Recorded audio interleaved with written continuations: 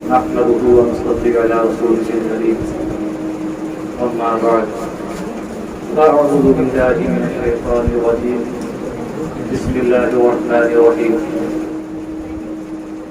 قال الله تبارك وتعالى في القرآن المجيد والفرقان الحميد ولا تقولوا لمن يقتل في سبيل الله أموات بل أحياء ولكن لا تشعرون صدق الله العظيم وصدق رسوله النبي الكريم ونحن على ذلك لمن الشاهدين والشاكرين والحمد لله رب العالمين.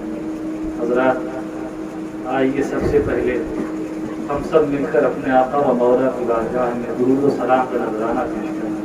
تو آواز بلند پڑھیں. اللهم صل على سيدنا وشفيعنا نبينا وحبيبنا ومولانا محمد وعلى آله والكرام وآله وبارك وسلم. حضرات گرامی، کل ہم نے کربلا کا واقعہ سنا اور کل کے بیان میں ہم نے ہم شبیہ پیغمبر امام عالی مقام کے نور نظر، ان کے لخت جگر سیدنا امام علی اکبر رضی اللہ تعالی عنہ کی شہادت کا واقعہ سماعت فرمایا کہ کس طرح سے ظالموں نے ہم شبیہ پیغمبر کو کربلا کے میدان میں شہید کر دیا اور ظالموں نے اعلان کیا کہ اے حسین آؤ اور اپنے جوان بیٹے کی لاش کو اٹھا کر لے جاؤ. امام عالی مقام آتے ہیں اور اپنے جوان بیٹے کی لاش کو اپنے کاندھے پر اٹھا کر خیمے تک لے جاتے ہیں. یہ بھی بات آتی ہے کہ جب امام کربلا میں آئے تھے تو ان کے سر پر ایک بھی سفید بال نہیں تھا، مگر جب اپنے جوان بیٹے کے لاشے کو اٹھا کر خیمے تک لے کر گئے ہیں تو کس قدر غم ان کے سینے میں تھا، کتنا درد امام نے برداشت کیا کہ جب خیمے تک پہنچے ہیں تو ان کے سر پر ایک بھی سیاہ بال نہیں تھا، سارے بال سفید ہو چکے تھے. جوان بیٹے کا غم کوئی معمولی تو نہیں ہوتا نا، اور اس پر بھی جب وہ جوان ہم شبیہ پیغمبر ہو.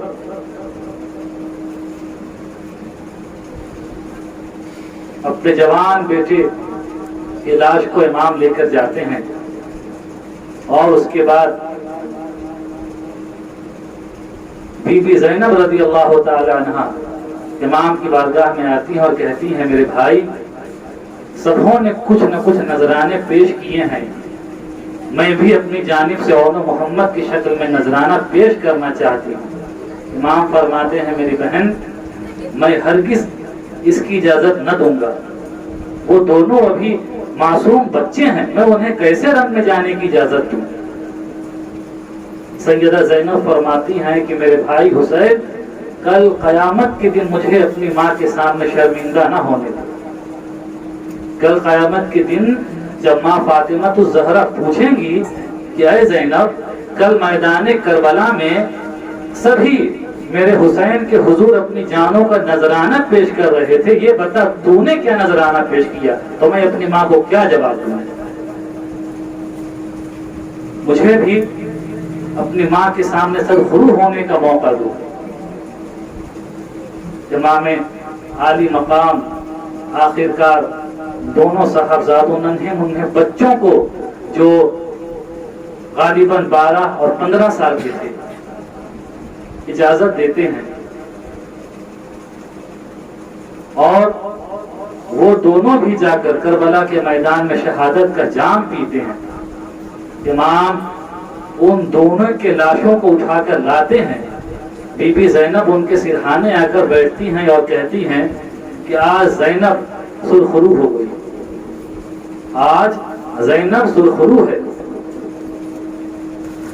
میرے دوستوں، ایسا گھرانہ تھا، ایسا گھرانہ تھا کہ اس گھرانے کی مثال پوری دنیا میں کہیں نہیں ملی،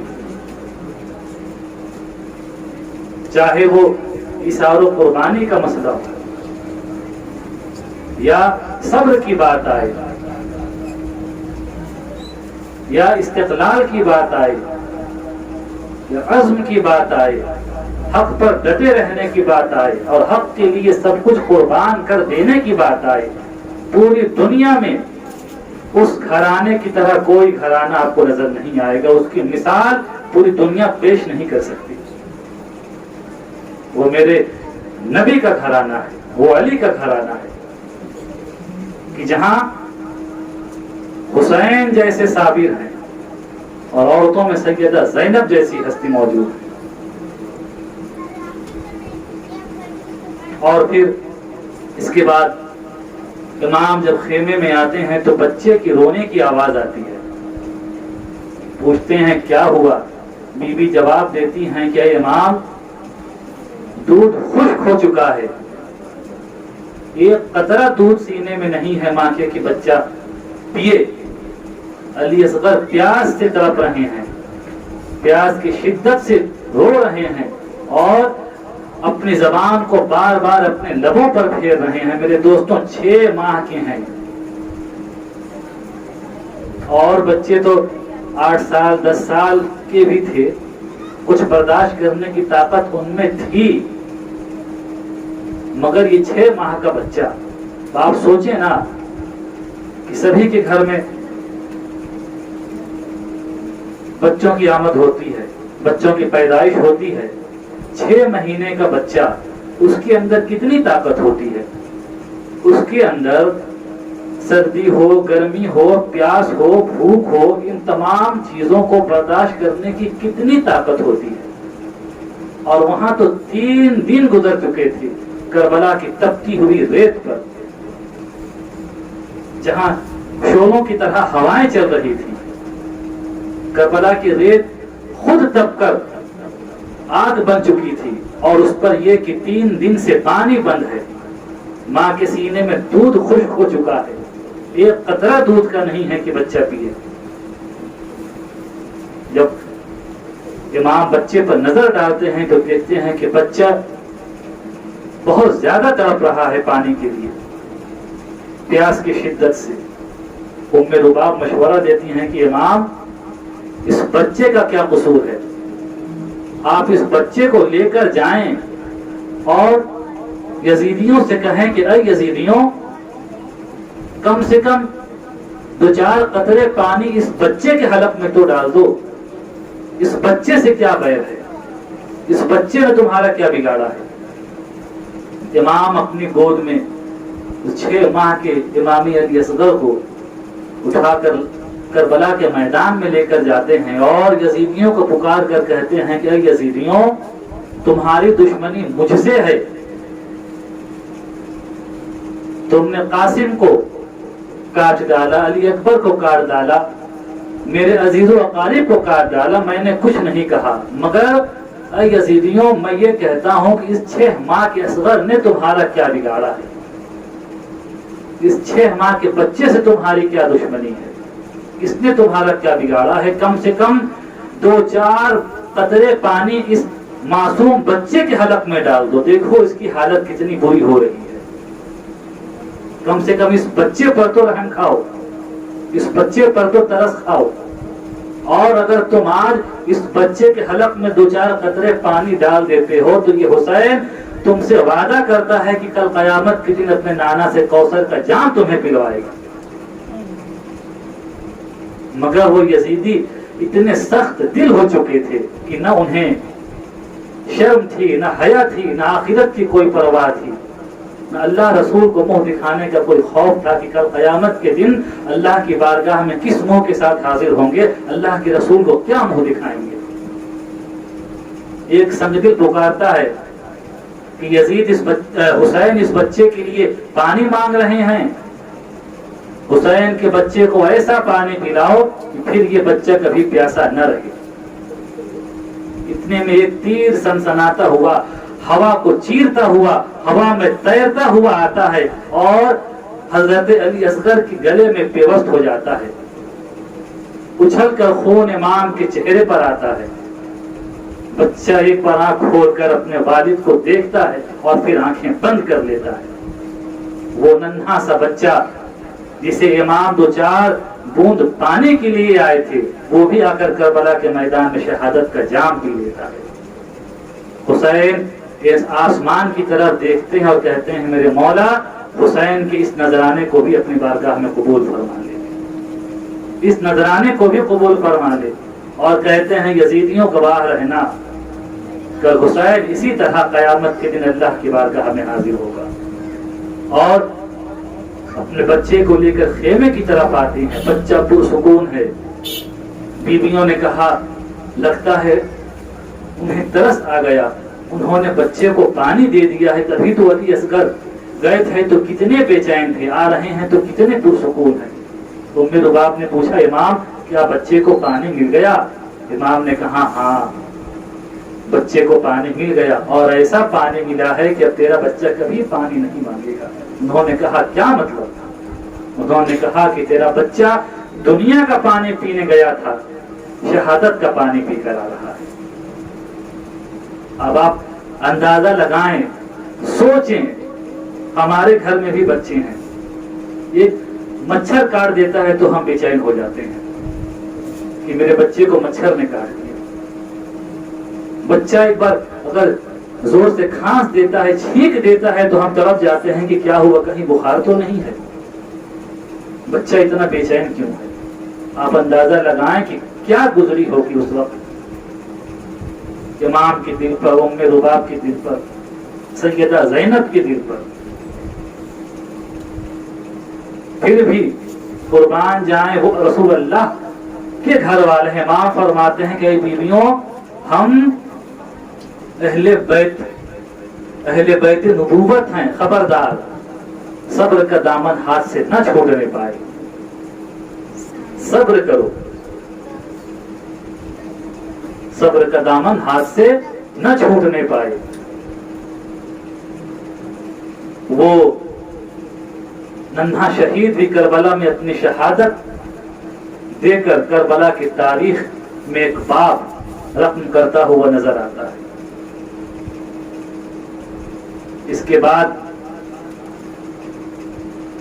حضرت عباس علمبردار طلب کر آتے ہیں امام کی بارگاہ میں کہ امام سبوں نے تو شہادت کا جام پی لیا، علی اکبر کے پیاس کو بھی میں نے برداشت کیا، قاسم کے پیاس کو بھی میں نے برداشت کیا، محمد کے پیاس کو بھی میں نے برداشت کیا، مگر امام سکینہ کی پیاس مجھ سے دیکھی نہیں جاتی۔ سکینہ بار بار پانی پانی کہہ رہی ہے کہ چچا مجھے پانی پلا دو۔ میرے امام سکینہ کی پیاس مجھ سے برداشت نہیں ہوتی، آپ مجھے اجازت دے کہ میں جاؤں اور ایک مشکیزہ پانی فرات سے لے کر آؤں اور اپنی سکینہ کی پیاس بجھاؤں۔ امام فرماتے ہیں کہ عباس تو میرا علمبردار ہے۔ حضرت عباس کہتے ہیں کہ مولا سکینہ کی پیاس مجھ سے برداشت نہیں ہو رہی ہے، اس کی پیاس مجھ سے دیکھی نہیں جا رہی، آپ مجھے اجازت دیں، آپ مجھے اجازت دیں کہ میں سکینہ کی پیاس کو دور کرنے کی کوشش کروں۔ حضرت امام سے اجازت لے کر حضرت عباس علمبردار مشکیزہ اپنے کاندھے پر لیتے ہیں اور اپنے گھوڑے پر سوار ہو کر فرات کی طرف بڑھتے ہیں۔ جب یزیدیوں نے دیکھا ہے کہ علی کا شیر فرات کی طرف بڑھ رہا ہے تو اعلان ہونے لگا کہ اے یزیدیوں، اے لشکریوں، فرات کے کنارے ایک دیوار کھڑی کر دو، حسین کا بھائی پانی تک نہ پہنچنے پائے، حسین کا بھائی اپنے مشکیزے میں پانی نہ بھرنے پائے۔ مگر دوستوں وہ بھی علی کے شیر حضرت عباس علمبردار تھے۔ یزیدیوں کو چیرتے ہوئے، صفوں کے صف الٹتے ہوئے آپ نے اپنے گھوڑے کے قدم دریا میں ڈال دیے ہیں اور آپ نے بتا دیا کہ دیکھو فرات پر ہمارا قبضہ ہے۔ آپ چلو میں پانی اٹھاتے ہیں، کہ پی لوں، مگر سکینہ کی پیاس آپ کی نگاہوں کے سامنے آ جاتی. آپ سوچتے ہیں کہ یہ کیسے ہوگا کہ سکینہ پیاسی رہے اور عباس پانی پی لے. آپ پانی ہوا میں اچھال دیتے ہیں. گھوڑے کو کہتے ہیں کہ میرے گھوڑے تو پانی پی لے. گھوڑا بھی انکار کر دیتا ہے کہ میرے آقا، جب میرا آقا پیاسا ہے تو میں کیسے پانی پی لوں؟ یہ غلام کیسے پانی پی سکتا ہے؟ گھوڑے نے بھی پانی پینے سے انکار کر دیا. آپ مشکیزہ میں پانی بھرتے ہیں اور مشکیزے کو کاندھے پر سنبھال کر آگے بڑھتے ہیں، خیمے کی جانب بڑھتے ہیں. ہر طرف سے آپ پر یلغار ہونے لگتا ہے. آپ پشتوں کے پشتے لگاتے خیمے کی طرف بڑھ رہے ہیں. قریب تھا کہ آپ خیمے تک پہنچ جاتے. شمر نے پکار کر کہا کہ اے لشکریوں، ایک قطرہ پانی خیمہ حسینی میں نہ پہنچنے پائے. یاد رکھو، اگر حسین کا بھائی پانی لے جانے میں کامیاب ہو گیا اور خیمہ حسین میں پانی پہنچ گیا تو نتیجہ قیامت کی شکل میں ہم پہ نمودار ہوگا. پھر ہم میں سے کسی کی خیریت نہیں. یہ پیاسے ہیں 3 دن کے تو یہ حالت ہے. اگر یہ پانی پی کر تازہ دم ہو جائیں گے تو پھر ہم میں سے کوئی بھی یہاں سے زندہ نہ جا سکے گا. اتنے تیر برسائے ہیں انہوں نے، اتنے تیر برسائے ہیں انہوں نے کہ مشکیزے کو چھلنی کر دیا ہے. آپ بچتے بچاتے مشکیزے کو سنبھالتے ہوئے خیمے کی طرف بڑھ رہے ہیں اور یزیدیوں سے جنگ بھی جاری رکھے ہوئے ہیں اور ہر طرف سے گھیر کر آپ پر حملہ ہو رہا ہے. علی کے شیر پر ہر طرف سے کتے یزیدی حملہ کر رہے ہیں اور ایک ملعون نے تلوار سے آپ کا داہنا بازو کاٹ دیا. آپ نے پلٹ کر مشکیزے کو بائیں بازو میں لے لیا اور آگے بڑھ رہے ہیں. اسی ہاتھ سے تلوار بھی چلا رہے ہیں، اسی ہاتھ سے مشکیزے کو بھی سنبھالے ہوئے ہیں. کچھ قدم آگے بڑھے ہیں تو بایاں بازو بھی کٹ جاتا ہے آپ کا اور جھٹ سے اپنے مشکیزے کو منہ میں لے لیتے ہیں اور خیمے کی طرف بڑھنے لگتے ہیں کہ کسی طرح میں سکینہ کی پیاس بجھا دوں. ترنت شمر اعلان کرتا ہے کہ دیکھو، اتنے تیر برسا دو کہ امام حسین کے بھائی کے خون کے ہر قطرے سے پہلے پانی کا ہر قطرہ بہ جائے. اتنے تیر برسے ہیں کہ مشکیزے سے پانی کا ایک قطرہ تک اس میں نہیں رہتا. سارا کربلا کی ریت پر پانی بہ جاتا ہے. امام کے بھائی حضرت عباس علم بردار علی کے شیر تڑپ کر رہ جاتے ہیں کہ میں سکینہ کی پیاس کو بجھا نہ سکا. اتنے میں ایک شقی آپ پر حملہ کرتا ہے اور آپ کے سر مبارک کو آپ کے تن مبارک سے جدا کر دیتا ہے. امام عالی مقام آتے ہیں اور اپنے شیر پر نظر ڈالتے ہیں تو تڑپ کر رہ جاتے ہیں. پورے کربلا کے میدان میں واقعے میں آپ سب کی لاشوں کو اپنے کاندھے پر، اپنے وجود نازنین پر اٹھا کر لا رہے تھے، مگر جب حضرت عباس علم بردار کے لاش کو آپ نے اٹھایا ہے تو آپ کہتے ہیں کہ بھائی، تیرے جانے سے میری کمر ٹوٹ گئی تو میری ریڑھ کی ہڈی تھا، تیرے جانے سے میری کمر ٹوٹ گئی. آپ ان کے لاشیں کو بھی لاتے ہیں اٹھا کر خیمے میں. کوہرام مچ جاتا ہے اور اس کے بعد اب آپ ہی بچے ہیں. اس کے بعد آپ خود رن میں جانے کے لیے تیاری شروع کر دیتے ہیں. حضرت زین العابدین جو بیمار بستر پر پڑے تھے تڑپ کر سامنے آتے ہیں کہ بابا، میرے رہتے ہوئے آپ میدان میں کیسے جائیں گے؟ آپ نے کہا کہ نہیں میرے بیٹے، تمہارا وقت ابھی نہیں آیا ہے اور تمہیں رن میں نہیں جانا ہے، کیونکہ تم سے میری نسل چلے گی. حسین سادات کا سلسلہ تمہیں سے چلے گا. اپنے تمام تبرکات کو آپ کے حوالے کرتے ہیں، اپنا امامہ سر سے اتار کر آپ کے سر پر رکھتے ہیں اور آپ کو اپنا جانشین بناتے ہیں اور کہتے ہیں کہ میرے بیٹے، تمہارے ذمے اور بھی بہت سے کام ہیں. ابھی تمہیں اس قافلے کو کربلا سے لے کر کوفے تک جانا ہے، کوفے سے لے کر دمشق جاؤ گے اور پھر دمشق سے مدینہ تک تمہیں اس قافلے کے ساتھ جانا ہے. تمہیں اس قافلے کو مدینے تک پہنچانا ہے. تمہارے ذمے اور بھی کام ہیں، تمہیں رن میں جانے کی اجازت نہیں. हजरत इमाम उन्हें बिस्तर पर लिटाते हैं और खुद तैयारी शुरू कर देते हैं। अपनी कनीज को कहते हैं कि कनीज जाओ, सैयदा ज़ैनब के खेमे में एक संदूकचा है, उसमें एक जुब्बा है, जाओ उस जुब्बे को लेकर आओ। वो कनीज जाती हैं, उस जुब्बे को निकाल कर लाती हैं तो रास्ते में सैयदा ज़ैनब से मुलाकात हो जाती है। पूछती हैं कि क्या लेकर जा रही हो? आपने कहा कि इमाम ने जुब्बा मंगवाया था। सैयदा ज़ैनब फरमाती हैं कि वो जुब्बा मुझे दो, मैं लेकर जाती हूँ। आप जब इमाम की बारगाह में उस जुब्बे को लेकर जाती हैं तो पूछती हैं कि मेरे भाई, इस जुब्बे को आपने मंगवाया था? तो इमाम हुसैन फरमाते हैं कि हाँ, इसे मैंने मंगवाया था। मेरी माँ ने कहा था कि बेटा, जब कोई बड़ी मुसीबत आ जाए तो इस जुब्बे को पहन लेना। ये जुब्बा तुम्हारे बाप शेरे खुदा को तुम्हारे नाना मोहम्मद मुस्तफ़ा सल्लल्लाहु अलैहि वसल्लम ने अता किया था, उन्होंने पहनाया था। और तेरी माँ फातिमा ने कई जगह इसे टांका है। जब कोई बड़ी मुसीबत आ जाए तो इसे तू पहन लेना। सैयदा ज़ैनब फरमाती हैं कि अरे मेरे भाई, मेरी माँ सैयदा फातिमा ने मुझसे भी कहा था कि अरे ज़ैनब, जब हुसैन पर कोई मुसीबत की घड़ी आ जाए और अगर हुसैन भूल भी जाए तो तू उसे इस जुब्बे को पहना देना। मेरी माँ ने मुझसे भी कहा था, जब कोई सख्त मुसीबत की घड़ी आ जाए और अगर हुसैन भूल जाए तो तू इसे पहना देना। दोनों हजरात अपनी माँ की वसीयत पर अमल करते हैं।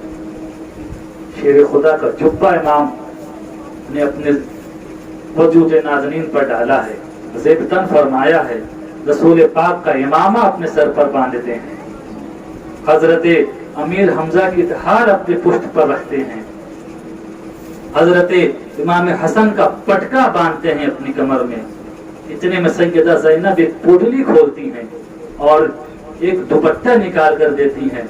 इमाम पूछते हैं, मेरी बहन ये क्या है? तो ज़ैनब फरमाती हैं कि मेरे भाई, ये मेरी माँ फातिमा ज़हरा का दुपट्टा है। बड़ी मुश्किल से मैं इसे करबला के मैदान में संभाल कर लाई हूँ। उसे इमाम के कांधे पर रखती हैं और एक हाथ में जाफर तैयार का नेजा है, एक हाथ में शेर खुदा का जुल्फ़िकार हैदरी एक हाथ में लेते हैं। और इन तमाम तबर्रुकात से आरास्ता होकर आप खेमे से निकलते हैं और जब अपने घोड़े पर सवार होते हैं तो यूं लगता है कि कोई अजीम बादशाह अपने घोड़े पर सवार हो रहा है, कोई शहनशाहों का शहनशाह घोड़े पर सवार हो रहा है। जब इस मंजर को देखते हैं तो अजमेर की सरजमीन से गरीब नवाज पुकार उठते हैं कि शाह अस्त हुसैन, बादशाह अस्त हुसैन, दीन अस्त हुसैन, दीन पनाह अस्त हुसैन, सरदार न दस्तदारत दर दस्त यजीद, हक्का के बिना इलाहा अस्त हुसैन। जब आप घोड़े पर सवार होते हैं, घोड़े को ईड़ लगाते हैं तो घोड़ा आगे बढ़ने का नाम नहीं लेता। आप कहते हैं, मेरे गाजी ऐ जुल्जनाह, क्या तू भी यजीदियों से डर गया? आज तक तूने कभी मेरी नाफरमानी नहीं की, आज क्या बात है, तू आगे नहीं बढ़ रहा है? क्या डर गया यजीदियों से? घोड़े की आंखों से आंसू जारी हो गए। गर्दन घुमाकर उसने पीछे की तरफ इशारा किया। इमाम घोड़े से उतरते हैं, देखते क्या है कि उसके दोनों पैरों को हजरत सकीना ने पकड़ रखा है। सकीना ने दोनों पैरों को थाम रखा है। इमाम आते हैं सकीना के पास, कहते हैं, बेटी सकीना, मुझे रन में जाने दे। सकीना कहती है, मेरे बाबा, मैं देख रही हूं कि जो भी गया है वापस नहीं आता, जो भी गया वो वापस नहीं आया। भाई कासिम गए, वो नहीं आए, भाई अकबर गए, वो नहीं आए, चचा अब्बास गए, वो नहीं आए, औलो मोहम्मद गए, वो नहीं आए, अली असगर गए, وہ نہیں آئے. میں نے دیکھا ہے کہ جتنے بھی گئے واپس نہیں آئے. میرے بابا میں تمہیں کیسے جانے کی اجازت دوں؟ اگر تم بھی چلے گئے تو پھر تم بھی واپس نہیں آؤ گے تو پھر میں باپ کسے کہوں گا؟ پھر سکینہ یتیم ہو جائے گی. امام فرماتے ہیں کہ میری بیٹی میں اسلام کے لیے کٹنا قبول کر سکتا ہوں مگر باطل کے آگے جھکنا قبول نہیں کر سکتا. بیٹی اپنے باپ کو شہادت کا جام پینے سے نہ روک, اپنے باپ کو رن میں جانے سے نہ روک. تیرے باپ پر بہت سی ذمہ داریاں ہیں. حسین صرف تیرا باپ ہی نہیں ہے, قوم کی امانت بھی ہے, اسلام کا علمبردار بھی ہے, حق کا سپاہی بھی ہے. مجھے اپنا فرض ادا کرنے دے. آپ سکینہ کو تسکین دیتے ہیں, تسلی دیتے ہیں اور پھر میدان کارزار میں آتے ہیں.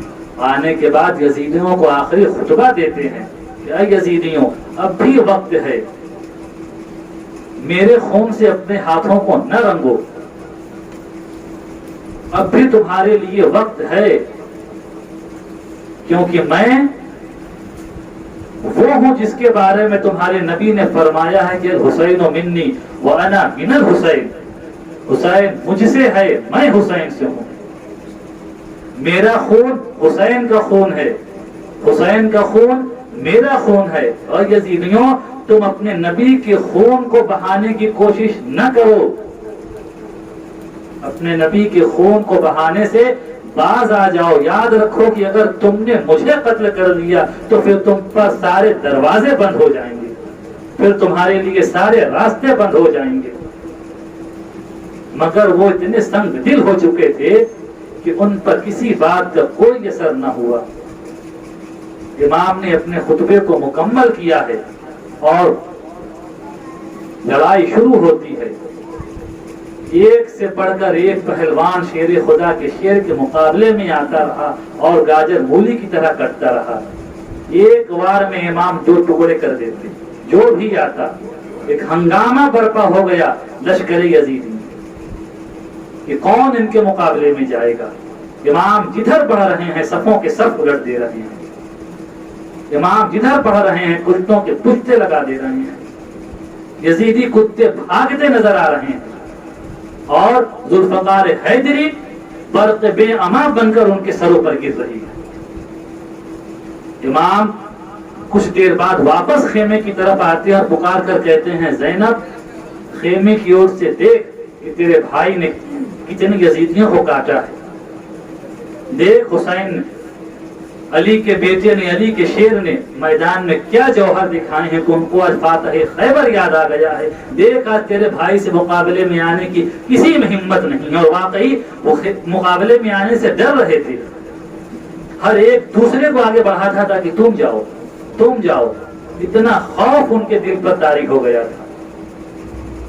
پھر امام آخری سلام کر کے واپس میدان کارزار میں آتے ہیں اور آپ نے جنگ کے وہ جوہر دکھائے ہیں کہ نگاہوں کے سامنے علی کی شجاعت آ گئی.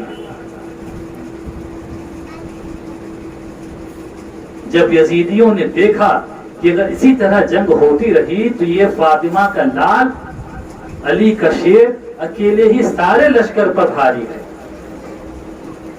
تب عمرو بن سعد نے کہا کہ یہ ایسے جنگ نہیں ہوگی, اب ہر طرف سے انہیں گھیر لو اور گھیرے میں لے کر ان پر تیروں کی بارش کرو. حضرت امام کو ہر طرف سے یزیدیوں نے گھیر لیا, اپنے نرقے میں لے لیا اور تیروں کی بارش ان پر ہو رہی ہے. نیزوں سے مار رہے ہیں, یعنی تیر سے اور نیزے سے دور سے ہی حملہ کر رہے ہیں. ان کے قریب جانے سے ڈر رہے ہیں کہ اگر شیر خدا کے شیر کے سامنے گئے تو بس ایک وار میں ہم 2 ٹکڑے ہو جائیں گے. 72 زخم لگ چکے ہیں امام کے جسم نازک پر, اور جب آپ گھوڑے سے زمین پر تشریف لاتے ہیں، جو قبلہ رو ذہن تھا آپ کا، جب آپ آتے ہیں تو شمر آپ کے سینے پر سوار ہو جاتا ہے. آپ کہتے ہیں کہ شمر مجھے آخری سجدہ کر لینے دے، آخری سجدہ مجھے کر لینے دے. امام سجدے میں جاتے ہیں اور سجدے میں اپنے پروردگار سے کہتے ہیں کہ میرے مولا، اپنے حسین کی اداؤں کو کربلا کے میدان میں دیکھ، کیا یہ ادا تجھے پسند آ رہی ہے؟ بتا میرے مولا کہ اپنے حسین کی اداؤں کو تجھے پسند آ رہی ہے؟ جان دے رہے ہیں حسین اور آواز آ رہی ہے آسمان سے کہ یا ایتھا النفس المطمئنہ ارجعی الی ربک راضیۃ مرضیہ فادخلی فی عبادی وادخلی جنتی. ہاں ہاں اے نفس مطمئنہ، ہم تجھ سے راضی ہیں، تو ہم سے راضی ہو جا. ہم تجھ سے راضی ہیں، تو ہم سے راضی ہو جا. مدینے کا چاند کربلا کی سرزمین پر غروب ہو جاتا ہے. انا للہ و انا الیہ راجعون. اور شمر لعین امام کے سر پاک کو ان کے تنے پاک سے جدا کرتا ہے. میرے دوستوں، یہ کربلا کا واقعہ تھا. آخر یہ سارا کچھ کس لیے ہوا؟ امام نے اپنے بچوں کو کربلا کے میدان میں کیوں کٹوایا؟ اپنے جانثاروں کو کربلا کے میدان میں کیوں کٹوایا؟ علی اصغر، علی اکبر، قاسم، اون و محمد کی لاشوں کو دیکھنا کیوں گوارا کیا؟ حتیٰ کہ اخیر میں اپنی جان تک دے دی. کیوں؟ اس لیے کہ اسلام کے دامن پر کوئی آنچ نہ آنے پائے. اسلام کی بقا اور تحفظ کی خاطر، شریعت کے تحفظ کی خاطر، کہ پھر کل کوئی یزید کھڑا نہ ہو اور شریعت کو اپنی طبیعت کے مطابق ڈھالنے کی ناپاک کوشش نہ کرے. اسلام کی چمن کو امام نے اپنے خون سے سینچا ہے. اس کی جڑوں میں، اسلام کی جڑوں میں امام پاک کا خون ہے. امام نے اپنے خون سے شجر اسلام کی آبیاری کی ہے، اس کے جڑوں میں اپنے خون کو ڈالا ہے. تب آج کی چمن ہرا بھرا نظر آ رہا ہے. آج ہماری مسجدوں کی رونقیں کن کی برکت سے ہے؟ امام کی برکت سے ہے. آج میناروں میں اذانوں کی صدائیں گونج رہی ہیں، کن کی برکت سے؟ امام علی مقام کی برکت سے. آج ہمارے چہروں پر سنت کے مطابق داڑھی ہے تو کس کی برکت ہے؟ امام کی برکت ہے. آج ہمارے علماء اور مشائخ باشرہ ہیں تو کس کی برکت سے؟ امام کی برکت سے. آپ نے اپنا سارا کچھ قربان کر کے اسلام کو بچا لیا، شریعت کو بچا لیا. آپ کا احسان عظیم ہے اسلام پر. یہ کربلا کی داستان تھی میرے دوستوں، اور اس سے ہمیں یہ درس ملتا ہے کہ جب بھی کوئی وقت آ جائے تو کٹ جائیں مگر باطل کے آگے جھکیں نہ. اور ایک بات اخیر میں اور کہوں گا میں کہ امام تو تلواروں کے سائے میں سجدہ کر رہے تھے، اور آج ہم بھی امام کے نام کا دم بھرتے ہیں. ہم بھی کہتے ہیں کہ ہم حسینی ہیں. میرے حسین نے تو تلواروں کے سائے میں سجدہ کیا تھا. یہ بتاؤ کہ آج ہمارے سر پہ کون سی تلوار لٹک رہی ہے کہ آج ہم مسجدوں سے دور ہیں؟